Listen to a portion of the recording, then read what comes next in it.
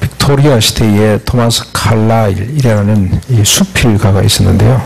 빅토리아 시대라 그러면은 영국의 빅토리아 여왕이 다스리던 1837년부터 1901년까지를 빅토리아 시대라 그러는데, 우리 영정조 때만큼이나 아주 문화적으로 흉성했던 시기라고 할 수가 있겠습니다. 그때 이 토마스 칼라일이라는 사람이 욥기에 대한 평가를 내놨습니다. 그 평가가 뭐냐면은 평으로 쓴 글 중에 가장 위대한 작품이다. 셰익스피어보다도 아마 훨씬 더 위대한 작품이라고 생각을 했던 것 같습니다. 저도 보니까 그런 것 같습니다. 제가 뭐 문학 전공은 아닙니다만 이걸 살펴보면 오늘 여러분 본문에도 보면은 이 땅에 사는 인생에게 힘든 노당이 있지 아니하겠느냐, 그의 날이 품꾼의 날과 같지 않겠느냐, 좋은 저녁 그늘을 몹시 바라고 품꾼은 그의 싹을 기다리나니 이와 같이 내가 여러 달째 고통을 받으니 곧 고달픈 밤이 내게 작정되었구나. 내가 누울 때면 말하기를 언제나 일어날까, 언제나 밤이 갈까 하며 새벽까지 이리 뒤척 저리 뒤척 하는구나. 우리 김 집사님이 더 문학적으로 읽어주시니까 감동이 됐잖아요. 그렇죠? 우리 군사님들은 무릎을 딱 치면서 내가 하고 싶은 이야기가 여기 다 있네, 그럴 겁니다. 인간의 어떤 내면에 우리가 의식하지 못했던 어떤 개념들을 딱딱딱 집어내면서 공감을 일으키는 위대한 작품이라고 생각합니다. 그래서 위험한 책이기도 합니다. 잘못 읽으면 여기 이제 감성에, 여기 이제 이 욥과 너무 이제 우리 치밀하게 일치가 돼가지고 하나님의 의도하신 바를 읽지 못하고 그냥 감상적으로 읽어버릴 수가 있습니다. 야, 맞아, 이게 인생이야, 딱 내 말이네. 그리고 가면은 저는 70, 80 세대라 지금 가요는 제가 기억하는 게 아무것도 없고, 저 어릴 때 우리 어머님이 자주 불렀던 동백 아가씨는 지금도 제가 기억을 합니다. 헤일 수 없이 수많은 밤을, 그 다음에 내 가슴 도련이는 아픔에 겨워 언제나 얼마나 울었던가 동백 아가씨. 김영배 성도님 더 잘 아시는데 얼마나 울었던가 동백 아가씨. 그리움에 지쳐서 울다 지쳐서 꽃잎도 빨갛게 멍이 듭니다. 이런 노래입니다. 나중에 전시 모으면서 한번 불러볼 수는 있을 것 같은데 그런 노래를 들으면서 위로를 받고, 저희 고향집 앞에는 그 딸만 6, 그 다음에 아들들이 있습니다만 딸들이 다 가수가 되려고 했던, 그 중에 한 분은 결국 미 8군에 진출해서 미군하고 결혼을 하고 지금 잘 살고 있는 분이 있습니다. 날 부엌에 밥하면서 부스깽이 장단 맞춰가면서 이 대중가요를 불렀던, 그래서 자기 그 신세 한탄을 하고 아마 위로를 받고 그랬던 것 같습니다. 이 문학 작품의 이제 이 아주 좋은 점이죠. 이런 걸 통해서 이 고통 있는 곳에 문학이 피어나면서 사람들의 감정을 이렇게 치유하고 하는 것 같습니다. 그런 차원에서 욥기를 읽어버리면 우리에게 큰 유익이 없다. 차라리 그 본원이 셰익스피어의 4대 비극을 읽는 것이 훨씬 더 낫고, 이미자의 이 앨범 나왔습니다. 전집으로 1, 2권 나왔는데 별표 5개 9.5 받은 거, 그거 듣는 게 훨씬 더 나을 수도 있습니다. 오늘 우리는 이 욥기를 좀 다른 각도에서 좀 읽고 교훈을 얻었으면 좋겠다. 이 욥의 입장도 아니고 그 다음에 그의 새 친구 입장도 돼서는 안 됩니다. 그러면 욥을 막 또 정죄하기 시작합니다. 그러시도 말고 하나님의 입장에서 좀 봤으면 좋겠다. 관점을 좀 달리해서 하나님의 입장에서 이렇게 내려다보는 이런 욥기 읽기가 필요하다. 그렇다면은 이 욥의 고난은 큰 축복입니다. 여러분 보십시오. 욥이 이 고난을 당하는 것은 1차적인 원인은 사탄의 충동입니다. 두 분이나 찾아와서 한 번 다 빼앗아봐라, 그 몸을 쳐봐라 충동을 했습니다. 그래서 하나님이 허락을 했습니다. 비록 사탄의 충동으로부터 시작됩니다만 하나님이 허락하지 않으면 이런 고통이 올 수가 없습니다. 그러니까 욥의 고통은 하나님의 허락 가운데 있는 것입니다. 이 하나님의 허락, 왜 하나님은 이 고통을 허락하시는가? 실제로 욥이 이긴 것처럼 보입니다만 욥이 무너지면서 이렇게 막 그냥 송두리째 무너져가면서 욥은 이 사탄은 사라집니다. 그 말은 사탄이 실패했다는 뜻입니다. 참 재미난 장면을 우리가 보게 되는데, 이 고난 속에 있는 하나님의 뜻, 이 고난이 왜 축복인지, 하나님의 의도하신 바가 뭔지를 우리가 살피면서 읽을 때 정말로 이 욥기는 66권에 딱게 맞춰지는 그런 성경이 될 수가 있습니다. 이런 관점으로 보지 못하면 욥기는 또 하나의 별개의 책이 될 수밖에 없습니다.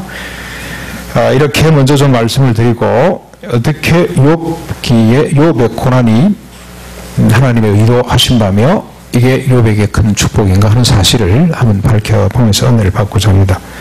첫 번째는 이 고난을 통해서 욥이 자기 자신을 발견하게 됩니다. 오늘 읽은 본문이 대표적인 말씀 가운데 하나인데, 여러분 한번 보십시오. 이 땅에 사는 인생에게 힘든 노동이 있지 아니하겠느냐? 그의 날이 품꾼의 날과 같지 아니하겠느냐?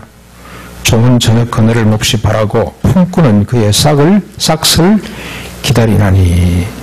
이와 같이 내가 여러 달째 고통을 받으니 고달픈 밤이 내게 작정되었구나. 고달픈 밤이 내게 작정되었구나. 여기 종은 저녁 그늘을 몹시 바라고 무슨 뜻이겠습니까? 노예들의 유일한 소망은 해가 지는 거겠죠. 해가 지서 세상이 어두워지는 것. 그래야만이 고달픈 노동이 끝나기 때문에. 품꾼의 유일한 소망은 해가 져서 주인으로부터 품삯을 받는 그 시간이겠죠. 네. 이 사람들과 자기를 동일시하고 있습니다. 이 고난을 통해서 비로소 발견하게 되는 타자에 대한 이해, 자기 자신에 대한 이해입니다. 만약에 욥이 잘 먹고 잘 살았더라면, 재산이 그렇게 많고 자식들이 그냥 10명이나 되고 자기 몸이 건강해서 적당하게 남을 도우면서, 그러면서 욥은 엄청나게 구제, 선한 일을 많이 했어요. 그렇게 살아갔더라면 욥의 눈에 고달픈 인생이 보였겠습니까? 저녁 그늘이 지기만을 기다리고 있는 종들의 아픔이 보였겠습니까? 우리말에도 좀 속된 말입니다만 그 사실이죠. 과부 사정을 안다고. 욥이 잘 먹고 잘 살았으면, 이런 고난이 없었으면 절대로 이 종이 어떤 삶을 사는지, 그들의 처참한 삶을 이해를 못했을 겁니다. 여러분, 종은 죽도록 일하는 사람들입니다. 그렇죠? 그러다 병들면은 폐기처분 당하는 것이 종이잖아요. 무슨 인격이 있고 존엄성이 있겠습니까? 기계 부속품인데. 그런 인간을 어떻게 욥이 만날 수가 있으면 인식할 수가 있겠어요? 이 고난을 통해서 이렇게 고달픈 삶을 사는 종을 보게 되고, 자기 자신이 그 수준의 삶에 지나지 않는다, 꽃 같다, 이 동질감, 일체감, 자기 자신에 대한 이해가 비로소 생기기 시작합니다. 저는 이 고달픔을 조금은 이해합니다. 제가 고등학교 때까지 아버님 밑에서 일하면서 공부를 했기 때문에, 저희 아버님은 손이 농사철 되면 제가 학교 안 가는 겁니다. 세태가 오늘도 학교 가야 되겠나? 그러면 제가 아버지 알았습니다 하고 오전 수업 마치고 오후에 조퇴 받아가 내려와야 됩니다. 왜냐하면은 여러분, 농사는 한철이거든요. 이 시기를 놓쳐버리면 안 돼요. 두름을 해야 되는데, 두름 뭔지 여러분 아시죠? 천수답. 앞에 이렇게 이 앞에 논두름을 막아야 돼요. 이 물이 새지 않도록. 그놈을 밟아서 진흙으로 이겨가지고 끌어올려가지고 삽으로 쫙쫙쫙 발라줘야 됩니다. 연세가 50 넘어가고 60 되면은 그 두루미를 못해요. 힘이 없어서. 그럼 젊은 10대, 왕성한 이 10대들이 그걸 해야 돼요. 기술은 좀 딸리지만, 근데 20대 가면 더 좋고. 제가 10대 때 그걸 해야죠. 그리고 또 가을 되면은 도구를 쳐야 됩니다. 도구 치는 게 무슨 말인지 모르시죠? 물을 빼내야 돼요. 물을. 그러면 뒤에다가 막 그냥 우리 허리, 그 무릎만큼 올만큼 파야 된다. 그리고 가운데 물기를 만들어야 돼요. 그래서 물을 쫙쫙 빼줘야 이제 들어가서 이제 이 벼를 베내는 겁니다. 근데 그건 정말로 힘겹습니다. 근데 유일한 소망은 저녁에 해가 뉘우치면은 냇가로 달려가서 그냥 후닥닥 다 벗고 물속에 풍덩 뛰어드는 그 시간. 예. 그래가 딱 들어누워 있으면 파란 하늘만 보입니다. 물이 귀에 잠겨 있기 때문에 아무 소리도 들리지 않고 파란 하늘, 가을 하늘이 보이고 송사리 떼들이 저 각지를 뜯어먹느라고 온몸을 다다다닥 싸는 그 재미, 그게 유일한 소망입니다. 근데 저는 아들이기 때문에 좀 뭐 토요일 되면은 뭐 일 오늘 못합니다. 그러면 끝나는데, 종들은 이건 힘이 없습니다. 죽을 때까지 그 짓을 해야 됩니다. 근데 욥이 그 고통당하는 타자를 받고 그 고통받는 사람이 자기 자신임을 깨달아 갑니다. 인식하기 시작합니다. 인생은 고달픈 거구나 하는 사실을 깨달아 가게 됩니다. 이게 하나님께서 욥에게 주시는 은혜입니다. 그럼에도 불구하고 욥은 이걸 잘 수용을 못합니다. 자기 말로 해놓고도 실제로 또 그런 삶에 대해서 불평을 만들어 놓습니다. 왜 그런지 아세요? 욥이 갖고 있는 의식 하나 때문에 그렇습니다. 여러분 6장 8절 10절 한번 보시죠. 욥이 어떤 생각을 갖고 있는가. 이렇게 고백을 해놓고 다시 돌아서서 원망을 하고 또 바른 이야기를 했다가 돌아서면 또 원망이 나오고 하는 이유가 뭔가, 왜 이렇게 긴 고난이 필요한가 하는 것들을 짐작케 하는 대목이 나오는데, 6장 8절 10절 보십시오. 나의 간구를 누가 들어줄 것이며 나의 소원을 하나님이 허락하시랴. 이는 곧 나를 멸하시기를 기뻐하사 하나님이 그의 손을 들어 나를 끊어버리실 것이라. 그리할지라도 내가 오히려 위로를 받고 그칠 줄을 모르는 고통 가운데서도 기뻐하는 것은, 하나님은 이렇게 작정을 했지만, 왜 이런 이야기를 하냐면, 친구 엘리바스가 너희는 막 그러고 있지 말고, 먼지 더미에서 재앙이 나는 것 봐냐. 네가 잘못했기 때문에 이런 재앙을 당하는데 나라면 이러고 있지 않겠다. 내가 하나님께 기도하겠다. 그러면은 7가지 재앙도 6가지 재앙도 주님이 물리치시고 구원해 주실 것이다. 그 말을 듣고 하는 거예요. 지금 내가 무슨 죄가 있냐 말이지. 하나님이 나를 치시기로, 나를 끊어버리시기로 작정을 했다. 하나님이. 그러할지라도 내가 오히려 위로를 받고 그칠 줄을 모르는 고통 가운데서도 기뻐하는 것은 무엇 때문에 그렇다고요? 내가 거룩하신 이의 말씀을 거역하지 아니하였습니다. 기가 찬 내용이죠. 욥은 지금 어떻습니까? 빳빳하게 자기 의를 드러내고 있습니다. 이건 하나님이 나를 끊으려고 했지만, 나에게 토화살을 쏘고 계시지만, 나는 그나마 그래도 내가 유지하는 것은, 하나님을 경외하는 것은 내 의 때문에 그렇다. 내 의. 거룩하신 이의 말씀을 거역하지 아니하려고 하기 때문에 그렇다. 그 다음에 6장 뒤에 가보면 이런 말이 또 한 번 나옵니다. 내게 가르쳐서 나의 허물된 것을 찾게 해봐라. 내가 잠잠하마. 친구들에게 하는 이야기입니다. 그렇죠? 네가 내 잘못이 있으면 구체적으로 이야기를 해봐라. 그러면 내가 잠잠하마. 너희는 돌이켜 행악자가 되지 말라. 아직도 나의 의가 근제하니 돌아오라. 내 해 어찌 불의한 것이 있으랴. 내 미각이 어찌 속임을 분간하지 못하겠는가. 내 뭐 잘못이 있으면 지적해봐라. 나는 아직도 내 의가 근제하다. 이런 상황 가운데서도 내가 하나님을 원망하지 않고 내 의를 지금 지키고 있다.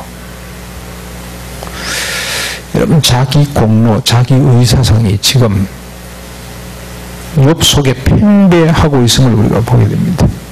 이게 욥이구나.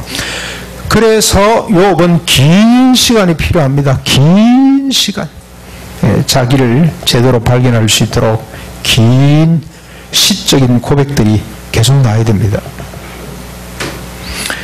참고로 여러분, 여기 건너쪽 마을에 가면은 청파교회라고 있습니다. 감리교 교회인데 김기석 목사님이라는 분이 계시는데, 그분은 이 문학가입니다. 문학가. 그분의 글이 얼마나 아름다운지 모릅니다. 정말로 그분의 책은 꼭 여러분 좀 사서 읽을 필요가 있습니다. 문장 자체가 너무 예쁩니다. 그래서 이분하고 같이 교제할 시간이 있어가지고 제가 물어봤습니다. 목사님, 문학을 전공을 했습니까? 근데 문학뿐만이 아니고 그분이 갖고 있는 어떤 사유가 너무 좋아서 어떻게 해서 이런 사유가, 이런 문장이 나오나 하고 물었더니, 나는 문학을 전공한 사람인 줄 알았어요. 근데 아니래요. 어쩌다 어디 되냐.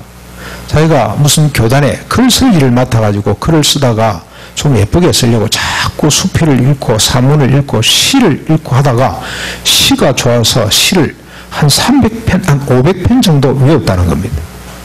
그러니 자기도 모르는 사이에 그 시적 사유가, 문학적 사유가 그냥 형성이 되고 글마다 말마다 이렇게 막 나온다는 겁니다. 그래서 목사님도 한 300편만 이어보십시오. 300편.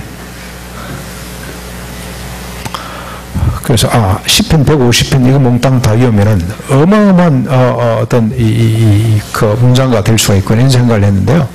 자기는 지금 다 잊어버렸지만은 그래도 한 수십 편은 지금 머리에 고스란히 남아있다 그래요. 시간이 가야 되는 겁니다. 그걸 외우면서, 그걸 경험하면서, 인식하면서, 고백하면서 자기도 모르게 사람이 바뀌어가는데, 이 욥은 지금 현재까지는, 지금 7장까지는 어떠냐면 자기의가 고스란히 그대로 살아있습니다. 내가 뭐가 잘못됐냐. 그래서 하나님은 이 고통을 통해 자기의를 허물도록 만들어 가고 계십니다. 여러분 한번 제일 중요한 건 이겁니다. 자식을 10명, 재산은 그렇다 치고, 재산은 있다고도 없을 수 있고 없다고 다시 있을 수 있는데, 자식을 10이나 앞에 보냈어요. 그런데 욥이 옷을 찢고 머리를 밀긴 했습니다. 엎어졌어요. 그런데도 하나님을 원망하지 않았습니다. 꿋꿋이 섰습니다. 대단합니다. 자식 하나가 죽어도 가슴에 묻는다 그러는데 어떻게 10명을 그렇게 앞세우도 흐트러지지 않았을까? 근데 얼마나 그 삶이 모순된지를 한번 보십시오. 자기 몸을 치니까 어떻게 됩니까? 욥이 성들이 채 무너지고 있어요. 죽겠다 그러고 나는 서울로 내려간다 그러고. 여러분 도무지 이해가 됩니까 이게? 자식이 죽었을 때는 그래도 견뎌냈는데 자기 몸이 병들고 사니까 한정없이 허물어지는 요 인간의 실존. 그래서 결국 자기 몸이 더 중요한 인간의 실상. 이해가 돼요. 우리 노회 90이 넘은 할아버지 목사님이 계셨어요. 이분이 고신교단을 서울에 이렇게 세워야 된다 해가지고 소명감을 갖고 부산에서 번역을 받고 올라오신 분입니다. 그래서 이 고신척 목사들이 다 그분을 존경합니다. 큰 어르신으로 모시는데 명절이 되면 찾아가잖아요. 이분이 찾아가면 10분 만에 들어가서 자유방으로 갑니다. 그러면서 뭐라 그러냐면은 안 오면은 섭섭하고 오면은 참 좋은데 10분 앉아있으면 귀찮다는 겁니다. 아무리 사랑하는 후배들이 찾아오고 심지어는 자기 손자 증손들이 와도 안 오면 섭섭하대요. 이놈들이 날 잊었는가 섭섭한데 오면은 10분만 딱 좋다는 겁니다. 10분 지나면 갔으면 좋겠다. 이게 지금 욥이 자기 육신의 고난을 통해 자기 실존을 깨달아가기 시작합니다. 내가 이런 존재구나. 자식 죽으면 못 살 것 같은데 살아있잖아요. 그렇죠? 우리 저 박원서 씨 한 말씀만 하옵소서. 그래가지고 그냥 아들 죽고 뭐 죽을 듯이 헤매고 돌아다니다가도 결국 자기는 아주 배고픈 것 때문에, 토한 것 때문에, 그게 아까워서 배고픈 것 때문에 자식을 잃어버리는, 자식 죽음의 고통을 막 망각해버리는 자신의 실체를 보고 소스라치게 놀라는 거죠. 정말로 그분은 이 예민한 사람이죠. 내가 이게 뭔가, 자식이 더 중요한가, 내 육신의 배고픔이 더 중요한가, 그걸 깨달아가는 것처럼 욥은 고통을 통해서 자기 실체를 발견하기 시작합니다. 그래서 여러분이 욥의 고백 가운데 5절부터 10절 이게 참 저는 중요하다고 생각이 듭니다. 내 살에는 구더기와 흙덩이가 의복처럼 입혀졌고 내 피부는 굳어졌다가 터지는구나. 나의 날은 배틀의 푹보다 빠르니 희망이 없이 보내는구나. 배틀의 푹보다 더 빠르다는 건 여러분 무슨 말인지 젊은 분들은 잘 이해가 안 되시죠. 옛날 우리 예갓집에 가면은 이모가 늘 삼배를 짰어요. 앉아가지고 허리에 이게 묶고 발로 막 접고 그러면서 이 시줄 날줄이죠. 시줄 딱 미리 당겨놓고 날줄 이렇게 왔다 갔다. 시줄이 날줄인 잘 이해가 안 됩니다. 북이라고 이런 거 있죠. 탁탁 집어 던집니다. 양쪽에 손갑 받고 발갑 누르고 또 착 던지고 한번 누르고 던지고 누르고 이렇게 북처럼. 근데 이게 지금은 저 풍기에 인조 만드는 공장에 가보면 그걸 물로 쏴가지고 우리 눈에 보이지 않게 1초 동안에 막 수십 분이 왔다 갔다 왔다 갔다. 이 북처럼 빠른 게 인생이구나. 소멸되는 존재죠. 나의 날은 배틀의 북보다 빠르니 희망이 없이 보이는구나. 내 생명이 한낮 바람 같음을 생각하옵소서. 나의 눈이 다시는 행복을 보지 못하리이다. 나를 본 자의 눈이 다시는 나를 보지 못할 것이고 주의 눈이 나를 향하실지라도 내가 잊지 아니하리이다. 구름이 사라져 없어진 같이 서울로 내려가는 자는 다시 올라오지 못할 것이오니 그는 다시 자기 집으로 돌아가지 못하겠고 자기 처소도 다시 그를 기억하지 못할 것이다. 인간은 소멸돼가는 무의미하게 소멸돼가는 존재임을 비로소 육신의 고통을 통해서 깨닫게 됩니다. 여러분, 우리가 평안할 때는 자신이 소멸돼가는 존재, 허무한 존재라는 것을 인식하지 못합니다. 여러분 보십시오. 우리가 다 건강하기 때문에 죽음 생각하는 사람이 아무도 없잖아요. 여러분 죽음 계산하고 있습니까? 생각합니까? 마치 나한테는 없는 것처럼 착각을 하고 계시잖아요. 그러나 우리가 언제 죽음에 대해서 생각하게 됩니까? 고통이 왔을 때, 육신의 고통이 왔을 때 죽음에 대한, 유한한 인생에 대한 자기 실제를 또 한 번 생각하고 깨닫게 되는 겁니다. 욥은 지금 자신의 실체를 깨달아가기 시작합니다. 더 중요한 것은 7장 20절 21절입니다. 욥이 고통을 통해서 이제 어디까지 가는지 한번 보십시오. 사람을 감찰하시는 이여, 내가 범죄하였던들 주께 무슨 해가 되오리까? 어찌하여 나를 당신의 관역으로 삼으셔서 내게 무거운 짐이 되게 하셨나이까? 주께서 어찌하여 내 허물을 사하여 주지 아니하시며 내 죄악을 제가 버리지 아니하시나이까? 내가 이제 흙에 누우리니 주께서 나를 위해서 찾으실지라도 내가 남아있지 아니하리이다.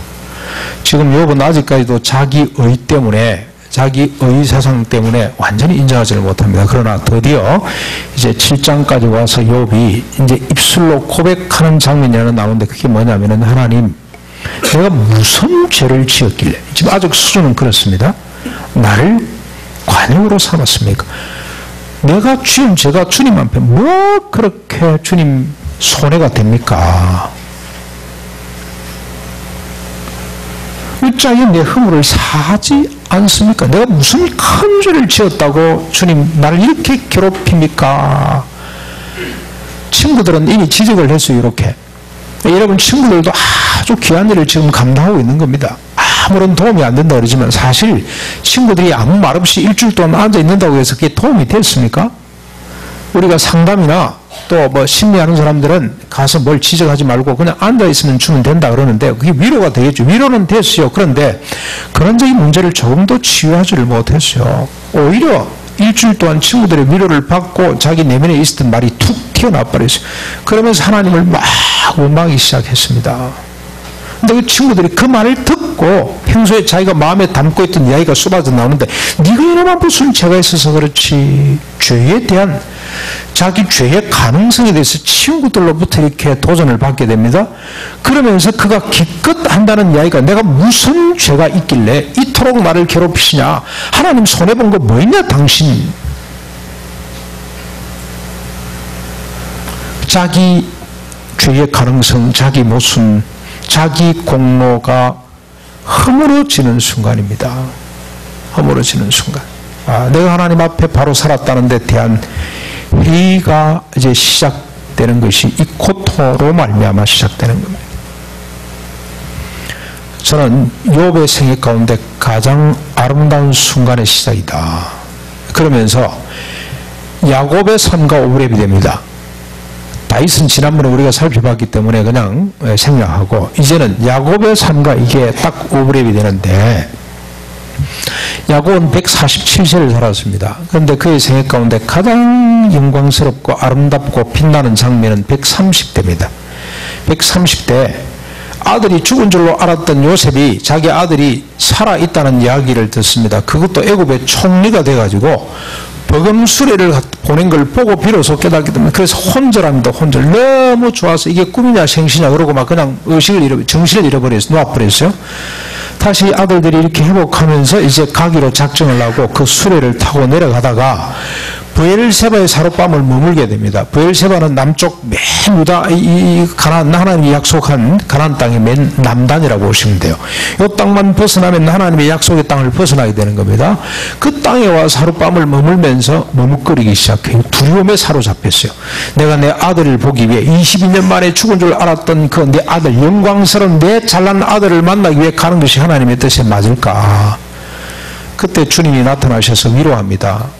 야곱아 내려가거라. 네가 다시 돌아오도록 하마. 그래서 자기 아들을 만나게 되는데요. 그것도 고센 땅에서 만나잖아. 더 이상 인간의 영광이 아무런 소용이 없는 하나님의 참된 의가 뭔지 진실이 뭔지를 새롭게 발견하는 순간이 바로 그 시점이거든요. 저는 보니까 욥이 지금 그 눈이 열려가는 시점에 와 있다.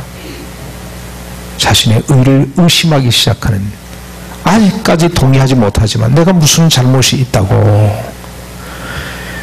그래서 여러분 1장 1절에 보면 욥에 대한 소개가 나오죠. 우스 땅 욥이라 불리는 사람이 있는데 그 사람은 온전하고 정직하여 하나님을 경외함이 악에서 떠난 자였더라. 욥이 이런 사람입니다. 온전하고 정직해서 하나님을 경외함으로 악에서 떠나 있던 인간이 욥입니다. 하나님은 대단히 기뻐했습니다. 왜 기뻐했냐? 아담은 실패했잖아요. 원래 아담이 이런 사람이 되기를 주님은 원하셨는데 아담이 범죄함으로 말미암아 송두리째 이걸 버렸습니다. 그런데 사탄이 이겼다고 생각을 하고 있는데 이 우스 땅에 욥이라는 인간이 그 수준의 삶을 지금 살아가고 있단 말이죠. 그래서 하나님이 너무너무 기쁘셔가지고 사탄한테 자랑을 냈어요. 그런데 사탄이 왔어요. 그렇죠? 찾아왔습니다. 무엇하러 왔겠습니까? 이 욥을 치기 위해서 온 겁니다. 사탄은 이런 인간을 두 눈 뜨고 보지를 못해요. 아담을 이긴 사탄이 이제는 이 욥까지도 치기 위해서 왔습니다. 하나님 그 수준을 상당히 기뻐했어요.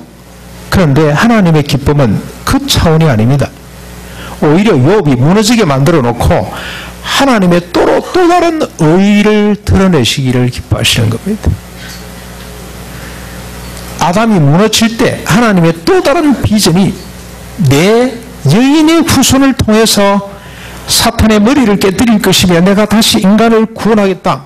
나를 등짐으로, 하나님을 등짐으로 존재론적인 결핍, 그래서 자기 욕망을 쫓을 수밖에 없었던 인간을 주님께서 다시 주님의 의로, 인간의 의가 아닌, 원래 여러분 아담에게 요구된 것은 인간의 의입니다. 네가 의롭게 살아서 나에게 영광이 되라, 이런 모든 조건을 주시고 그렇게 요구를 했는데 이 아담이 무너지면서 주님의 의가 드러나는 것처럼 욥도 마찬가지입니다. 자기 의가 무너져 내리면서 하나님이 아담에게 약속하셨고 아브라함에게 약속하신 하나님의 의가 이제는 다시 새롭게 드러나도록 하고 계십니다. 그래서 욥에게는 이 고난이 축복입니다. 고난.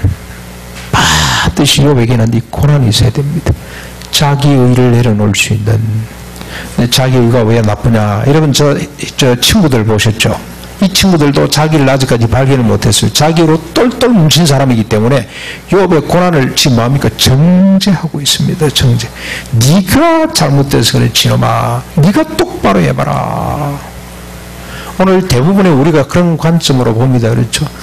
힘들어하는 사람을 보면 아이고 저 실패하는 인생. 자동적으로 우리가 그런 정죄, 그런 비판이 딱 나오게 되어 있어요. 하나님의 일을 경험하지 못한 사람들의 특징입니다. 욥은 자기 일을 무너뜨리고 이제 하나님의 일을 새롭게 만나기 위해 긴 고난이 필요했습니다. 그래서 시로 따지면 이게 전부 다 한 100편의 시가 될 겁니다. 한 장이 한 3편의 시로 나온다 이렇게 분류해보면 100편의 시를 쓸 때까지 주님이 기다리시는 거예요. 자신의 의를 무너뜨리고 하나님의 일을 다시 만나도록 주님께서 욥에게 고통을 주고 계시다. 사랑하는 성도 여러분, 우리가 고난을 지금 당하고 있습니까? 하나님이 우리 속에 시를 쓰고 있다고 이렇게 생각을 하시면 됩니다. 욥처럼 절절한 고백이 있어야 됩니다. 그래야만이 우리가 하나님의 사람으로, 하나님의 의를 바라는 사람으로 서게 될 줄로 믿습니다. 그렇지 못하면 우리는 아주 비열한, 아주 얄팍한 인생이 됩니다. 마치 욥의 세 친구처럼, 자기의 일을 포기하지 못한 욥처럼 팽팽한 긴장 속에서 싸울 수밖에 없습니다.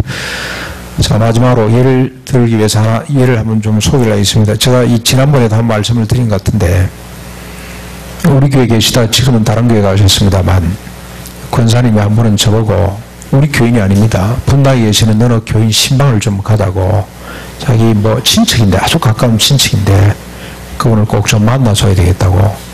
그래서 뭐 자세한 이야기는 다음에 하기라고 무조건 가자고, 내가 다 모든 걸 준비해놨으니까. 그래 갔더니 분당에 제일 멋있는 레스토랑에 정말 분위기 있는 집에 이렇게 예약을 해놨더라고요. 그분이 나와서 왔는데 연세가 60이 훨씬 넘은 분인데도 불구하고 얼마나 얼굴이 피부가 고운지, 얼마나 세련된 옷을 입고 나왔는지 짐작되시죠? 남편 변호사, 아들 변호사, 며느리도 아마 변호사라고 알고 있습니다. 그리고 빌딩이 몇 채가 되고, 우리 군사님이 그 빌딩 관리하셨잖아요. 따라다니면서 빌딩 관리를 하신 분이고, 여의도에 있던 집은 우리 장모님이 그 집에서 오랫동안 사시기도 하고, 그 부인이 나왔어요. 그 군사님이 그 집에 꽤 좋다는 요리를 주문을 해서 딱 첫 코스 나왔습니다. 이 샐러드를 먹고, 그 다음에 이제 이 고기가 나왔어요. 딱 젓가락을 들더니, 이 뭐냐고, 고기, 소고기, 쇠고기라고 그랬더니, 고기 안 먹는다고 딱 젓가락을 딱 놨더라고요. 그래서 이분이 채식가인가 보다 하고, 제가 좀 민망하기도 하고 해서 좀 이 분위기를 좀 이렇게 바꿀 겸, 어떻게 자매님, 이 고기를, 어르신 고기를 안 좋아하십니까? 고기를 안 드시나요? 혹시 채식가입니까? 그랬더니, 말도 대답도 길게 안 해요, 고기는. 그럼 순간적으로 이제 목회자들은 이제 이 탁 순발력이 이제 그때 막 튀는 겁니다.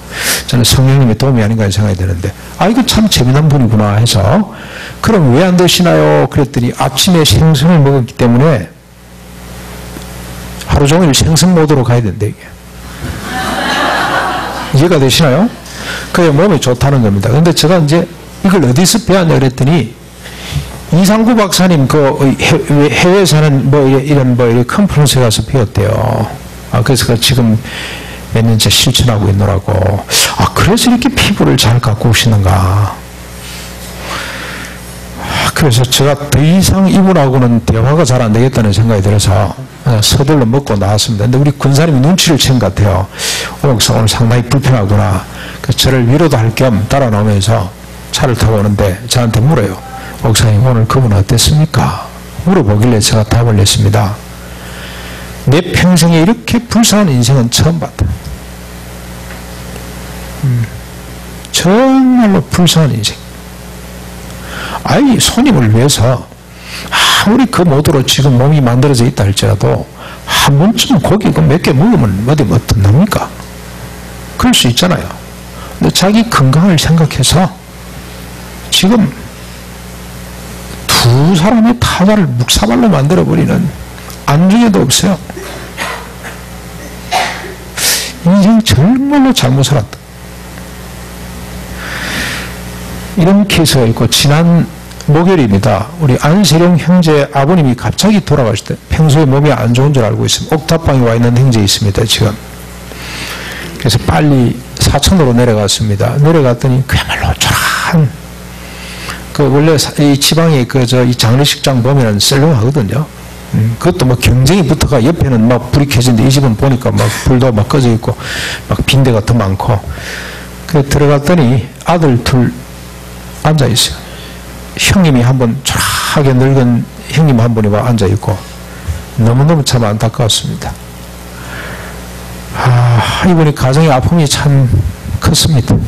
혼자 되시고 아들 둘하고 이렇게 살아오면서 1년 반 전에 병을 얻었어요. 암이란 진단을 받았는데 이미 온몸이 다 퍼져버렸습니다. 너무 늦게 발견이 된 겁니다. 그래서 1년 반 동안 고통 가운데 계시다가 돌아가셨는데 할 말이 없습니다. 앉아서 예배 드리자. 하나님 말씀밖에는 위로가 안 될 거다. 그래서 예배를 드리기 전에 아버님이 평소 좋아했던 찬송이 몇 장이냐라고 물어봤더니 아버님이 늦게 다 인생 이렇게 다 실패하고 힘들고 늦게 이제 하나님을 믿으면서 불렀던 찬송이 있습니다. 279장을 그렇게 좋아하셨다 그러더라고요. 이 찬송을 다 부르다가 가셨다고. 그래서 우리 이 찬송을 같이 불렀어요. 279장 찬송을 불렀는데, 이 찬송이 인내하신 구세주여 내가 비오니 죄인으로 하실 때에 날 부르소서. 주여 주여 내가 비오니 죄인으로 하실 때에 날 불러주십시오. 이 찬송을 부르면서 어떤 생각이 들었냐면은, 이 아버님의 인생이야말로 가장 위대한 삶을 살았다. 아무것도 세상에 내놓을 것 없습니다. 그래서 아마 큰아들이 길을 쓰고 박사학위를 받은 것 같아요. 제가 보니까 34살이 돼서 박사학위 받고, 그것도 모자라서 포닥 가정까지 밟고 와서 둘째 동생이 먼저 장가를 갔어요. 아버님을 좀 기쁘게 하기 위해서 이 친구 공부를 한 게 아닌가 하는 생각이 들어요. 근데 그 무슨 소용이 있습니까? 병들어가지고 이제 돌아가시는데, 돌아가시기 전에 이 찬송을 그렇게 많이 불렀다고 그러면서 제가 이 찬송을 부르면서 큰 마음속에 감동이 왔습니다. 이분이야말로 세상적으로 볼 때는 아무것도 가진 것도 없고 자랑할 것이 없지만 가장 하나님께 가까이 있었던 사람이다. 가장 하나님의 은혜를 사모하고 하나님께 가까이 있었던 사람이다. 그 이유가 뭐겠습니까? 육신의 고통과 자신의 죄임을 인식한, 하나님 나는 죄인입니다. 나는 죄인입니다. 다윗이 가장 위대한 점 바로 그겁니다. 나는 죄인입니다. 죽었다 깨어나도 나는 주님 말씀대로 살 수 없는 본질상 죄 가운데 태어난 죄인입니다.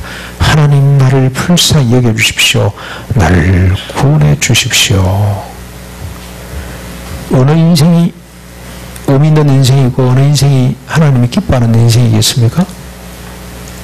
욥에게 하나님이 고통을 주신 것은 자기 의를 자기 스스로 쌓아올린 온전하고 정직해서 하나님을 경외함으로 악에서 떠난 이 삶을 다 내려놓을 때까지 주님은 기다리시는 겁니다.